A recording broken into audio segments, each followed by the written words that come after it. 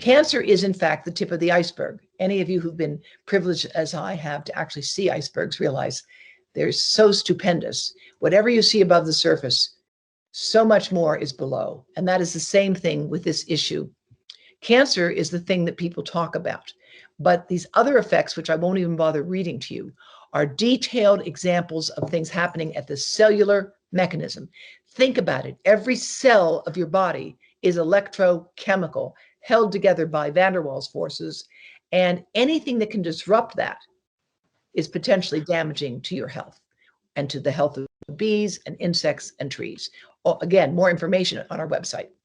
Wireless companies are warning their shareholders of risks, and these are excerpts from Crown Castle that told its shareholders, we don't have any insurance to cover damage from wireless handsets or equipment. And if it's causing any negative health effects, which it could, we face potential future claims that could adversely affect our operations. Actually, they're not alone in reporting that to their shareholders.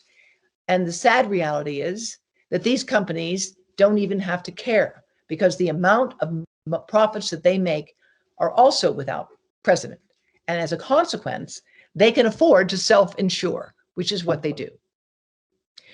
I'm part of a group of more than 240 scientists now who have signed on showing that there are well-documented effects from damage at levels of exposure to wireless radiation that you can get today, including this list of functional changes, genetic damage, neurological damage, cellular stress, and organ stress, and whole body stress. So it can work on a cellular level. We can see changes within the genes. We can see changes in enzymes that are supposed to repair damage. We can see in the whole organism learning and memory deficits already showing up in teenagers with heavier use of cell phones. So again, try to keep these things, use them as necessary, and recognize that some of your needs have been programmed and you can start to question them yourself. Next. The race to 5G, shall we? This is being presented as this huge race and competition, particularly between the West and China. And the reality is, in China right now, they're turning 5G off at night. People don't need it. They don't want it. And as you'll see in a moment, it's an energy hog. Next. Let's just see an excerpt of this one. A new moment in wireless has begun. T-Mobile and Sprint are joining forces. By bringing together our two networks, T-Mobile will build America's largest and most reliable 5G network with more towers, more engineers, and more coverage. You'll get the best 5G network and the best prices. Welcome to T-Mobile, America's largest 5G network. Doesn't that look exciting and jazzy and enticing and designed to draw you literally up that road? It's a very beautiful, beautiful piece of advertising. And this is part of what's going on. There is no widespread 5G in any country of the world except for Monaco, which is approximately the size of London Tube Station. But any large country has not been able to implement 5G, and there's a very important reason why. For 5G to work, because it's millimeter waves faster, it will allow you to download a movie or play a game or download porn to your phone in a few seconds. For that to work, you will have to have a 5G antenna every 100 meters, pasted sometimes on your bedroom wall, outside of your bedroom wall in an urban environment. That's what's needed for 5G to work. And inside that antenna, beautifully engineered, there will be 3G and 4G, which previously have been off on mountaintops or some distance away from people with warning signs to avoid exposure. The reason that 5G antennas have to include 3G and 4G is very simple. They will have to connect the billions of devices out there that already use 3G and 4G. So you're basically taking the signals that have been far away generally and bringing them much closer to humans than ever before. Next. Again, this advertisement is really, really problematic of people who are unaware of the dangers to pregnancy from this kind of exposure. And again, the Baby Safe Project has ample information for those of you who would like to look at it. So this is a study that really looked at only the effect of prenatal exposure to cell phone radiation. What effect does having a cell phone near your baby when you're pregnant have on that baby later on in life when that baby's grown up? We tested these mice when they reached adulthood and looked at the lasting effect of that early prenatal cell phone exposure. The mice who were exposed to cell phones were more hyperactive. They were running around the cage a lot more aggressively. They had poorer memory. They couldn't remember objects in the cage as well as their counterparts who weren't exposed to the cell phone radiation. But they did not have any increased anxiety, as sometimes running around can be a sign of anxiety. It was not that. They were calm and relaxed. So they were running around these cages, bouncing off the walls, not a care in the world. Something that, in our eyes, resembles attention deficit hyperactivity disorder in children. That was the closest model we can think of to the behavioral effects that we saw in the mice. I was aware of research earlier. Prenatally exposed rats develop smaller brains with more brain damage. Mothers who spent a lot of time on the cell phone, carried a cell phone with them during their pregnancies, had a higher risk of having children with behavioral problems. And I think when you have clear cause and effect relationship in mice and an association in women, that women who use these cell phones had children with more behavioral problems, I think that's together very powerful evidence saying that this is truly a cause and effect in humans as well. The mouse studies prove that it's really causative, that the cell phones are causing it. It's not just because of some other behaviors linked to cell phones in women. Let's play this video. I think it speaks for itself. There's a revolution on the way. It's the 5G revolution. Although some say this will be more like an experiment that will affect billions of people. 5G stands for fifth generation mobile services. The internet will be faster than ever. Downloading a high-definition movie will take mere seconds. By 2025, the European Commission is planning for all urban areas across the continent to have seamless 5G coverage. This will enable a new age in the Internet of Things.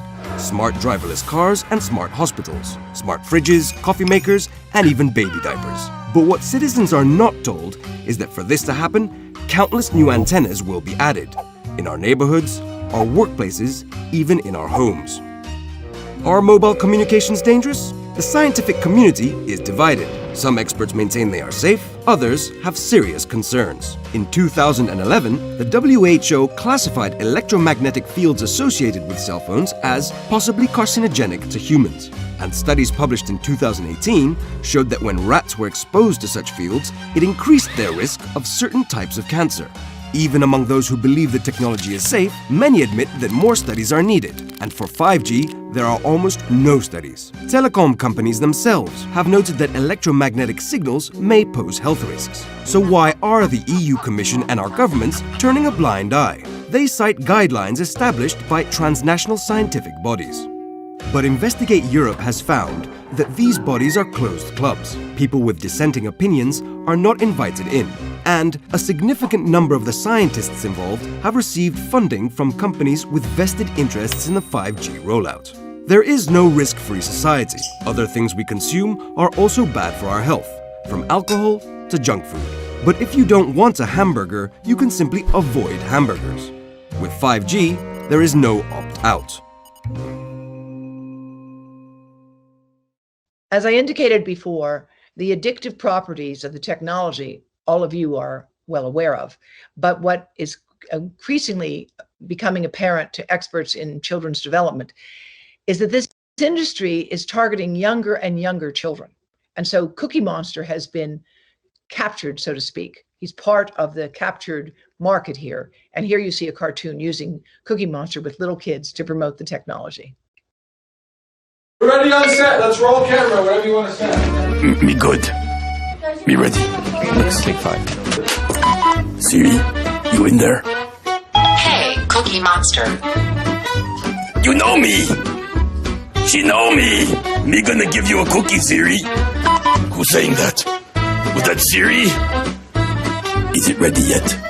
How about now? How about now? How about now? How about now? How about now?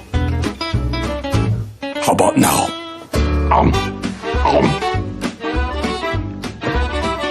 What is that? It's a ghost cookie.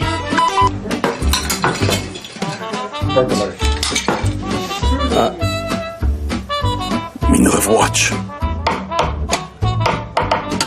Siri, is this annoying? Help me. Ow. What happened? Help me. Help me. What happened? We got hit with slate. Oh. Me okay. Me okay. Thank you. You're real fine. Me trooper. Ah, cookies ready. Cookies ready. Oh boy, oh boy, oh boy. Cookies ready. Thank you, Siri. Hey, Siri. Good night. Good night.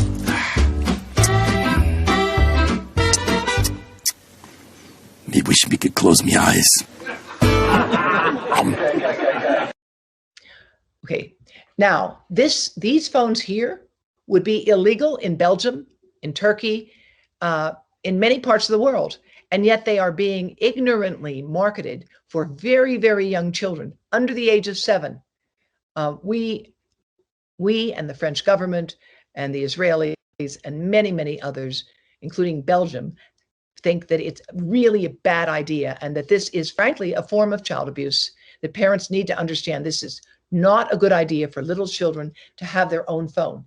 It is a good idea for children to learn their own phone numbers, their parents' phone numbers, and for everybody to have a landline, but that's a topic you can look up on our website at ehtrust.org. Next slide. You see that phone there in that pocket? Let me tell you something about it. This is what is inside the warning. The device is tested for typical body-worn operations with the back of the phone kept 1 centimeter between the user's body and the back. Is that amazing? You didn't know that. And maybe this has something to do with the unexplained increase in rectal and colon cancer in people under the age of 40 in the United States and several other countries. And again, you see this marketing as this is a family. They're all sitting there with devices on their bodies or close to their bodies and not talking to each other, or the two little children are interacting, and then the dad is off in his own world. Does that sound and look familiar to any of you?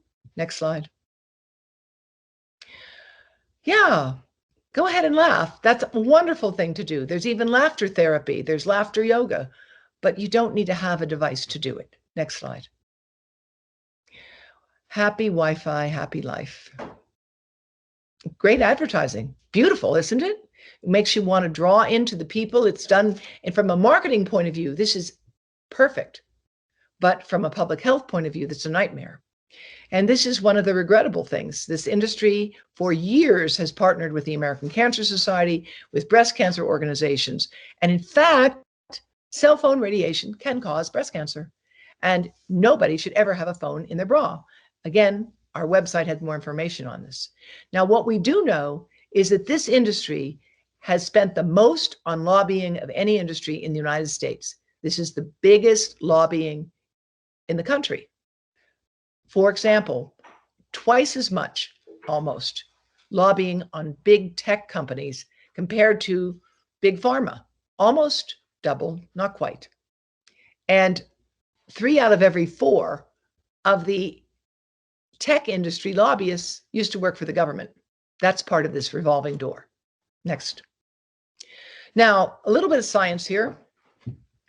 A laptop has been tested that doesn't make any heat, so it's protected from generating heat, put on top of petri dishes into which human sperm were installed. And on the left, you see the white box shows you the control sperm and the amount of DNA damage in those sperm, which is very small. There's 3 times more DNA damage seen in the black column for those that are exposed just for 4 hours of holding a laptop on the lap.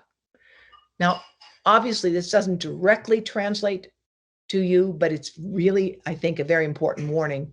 Wi-Fi radiation from laptops held directly on the body can damage human sperm. Next. This is the study that I think is one of the most problematic. This study showed that teens who had been followed for their actual use of cell phone radiation, so we didn't just ask them to remember, we actually had data on how much they used phones. And it showed in these 7th through 9th graders that those children that used the phone the most had the poorest performance on tests of memory, and specifically on spatial memory. That's a pretty important finding, especially because the group doing this study was not known for finding any problems with cell phone use. Next. This is what I was referring to before. This is case reports that we worked on as well at Environmental Health Trust.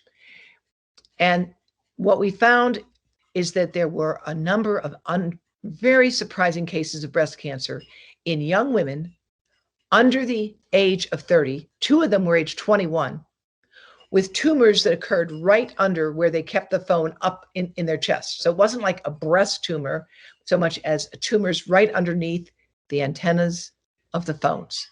It's a hell of a way to find out where your antennas are located. And so Dr. John West and others have reported on this, showing, reported particularly on these 2 young women with no family history, no genetic defects, similar pathology, and tumors right under the antennas.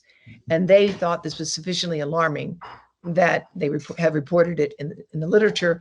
And now a review of larger issues of exposure to a whole range of electromagnetic fields, from wireless radiation to magnetic fields in electrical appliances, clearly shows an increase in breast cancer risk for women under the age of 50. Next. Genetic susceptibility is an interesting thing. Some people in the beginning with lung cancer data and smoking said that, oh, those people that are getting lung cancer from tobacco, they just have a genetic flaw. Well, it turned out, of course, not to be correct. But here's very interesting, brilliant work done by a group at Yale University. They looked at people with thyroid cancer, and they had what are called SNPs, single nucleotide excisions, which can affect the ability of an enzyme to go in and snip out damage in DNA and repair it. They're called SNPs. And they showed that people with a rather common mutation in SNP under the age of 50 had a much higher rate of thyroid cancer with cell phone use. Brilliant work, because they looked at the genetic inherited traits. Then they looked at the thyroid cancer risk. Now, what we don't know, and I've written to ask, is was this only an inherited genetic trait, or is it possible that this change in gene took place as a consequence of cell phone use? It's a very important research question, but it makes the point that there are other conditions that affect whether or not you're going to develop cancer. At the same time, there is no question those with this SNP had up to 4 times more thyroid cancer in this important study that was just released last year. Next. Cell phones are tested, but you're supposed to keep them off the body. Very few of you know that. This is an example of a warning from the old iPhone 5 that very few people ever saw, which is part of what I wrote in my book, Disconnect, Read the Fine Print. And by the way, on our website at ehtrust.org, if you go to fine print, you'll see many of the warnings from many of the devices that you currently use or have used in the past. Next. This is a rather important paper, and I don't know if we'll have time to go into much detail, but let me just tell you this. I'm sorry you guys are not in the European Union for one reason. The European Union, yes, it's big and bloated, but they actually are taking steps now to change the separation distance that you can test phones to a maximum of 5 millimeters. In France, they've removed 17 models from the market, and the French ministers are calling for 0 separation distance. And as you may know, France is joining countries like China to recommend no cell phones be used for educational purposes in schools. What Om Gandhi, our distinguished advisor, an expert in radiation who devised some of the methods for testing in the first place, looked at the French data and was able to say that when France tested their phones, they showed an increase in exposure under the European limits. If the United States limits, which are in fact more stringent, were used, the French phones exceed US limits up to 11 times. Now, what does that mean? Those limits, as I told you earlier, are set just to avoid heating. So those of you who are feeling some heat from your phones, you may be feeling something real. Don't let anyone tell you otherwise. And for those who want more information, you can find this by going to the website for PhoneGate Alert, our partners in France that have been pioneering and pushing their government in France to take steps on this.